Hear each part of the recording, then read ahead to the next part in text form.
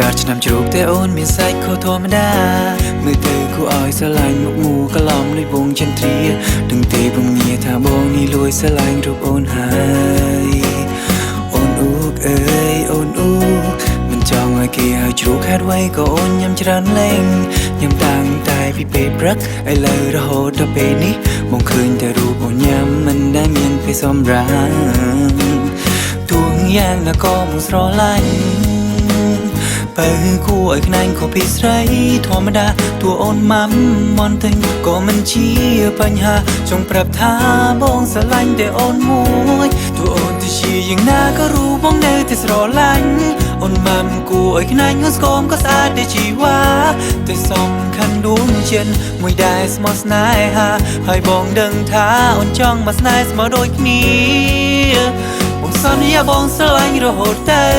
មិនបន់កិញកែវាចោលរូបពីលទៅទៅណាតែសូមអូនមេត្តាកំឡាងគីឡូទៀតណាអានិតរៀមរាផងថ្លៃបងបីមិនរួចទេ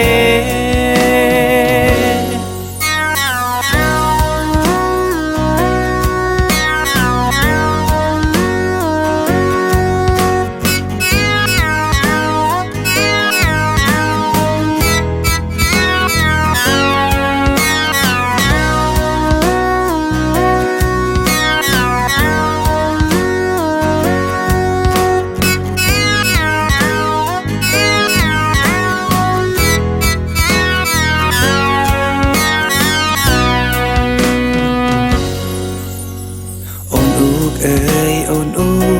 មិនចង់ឲ្យគេហៅជ្រូកហេតុអ្វីក៏អូនញ៉ាំច្រើនលេងញ៉ាំតាំងតែពីពេលព្រឹកឥឡូវរហូតដល់ពេលនេះបងឃើញតែរូបអូនញ៉ាំមិនដែលមានពេលសម្រាប់ទួងយ៉ាងណាក៏មិនស្រឡាញ់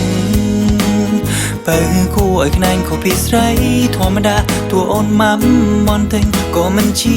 បញ្ហាចង់ប្រាប់ថាបងស្រឡាញ់តែអូនមួយតួអូនទៅជាយ៉ាងណាក៏รู้បងនៅតែស្រឡាញ់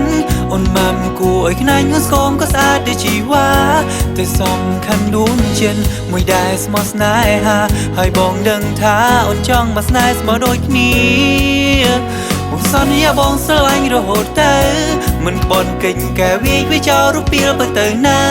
តែសូមអូនមេត្តាកំឡាងគីឡូទៀតណាអានិតរៀមរាផងថ្លៃបងបីមិនរួចទេតួអូនទៅជាយ៉ាងណាក៏รู้បងនៅតែស្រឡាញ់អូនម៉ាំគួរឲ្យខ្នែងងស្គមក៏ស្អាតតែជីវ៉ាតែសំខាន់ដួងចិត្តមួយដែលស្មោះស្នេហាហើយបងដឹងថាអូនចង់មកស្នេហ៍ស្មើដូចគ្នាបងសន្យាបងស្រឡាញ់រហូតទៅមិនបន់កិញកែវាចោលរូបពីលទៅទៅណាតែសូមអូនមេត្តាកំឡាងគីឡូទៀតណាអានិតរៀមរាផងថ្លៃបងបីមិនរួចទេ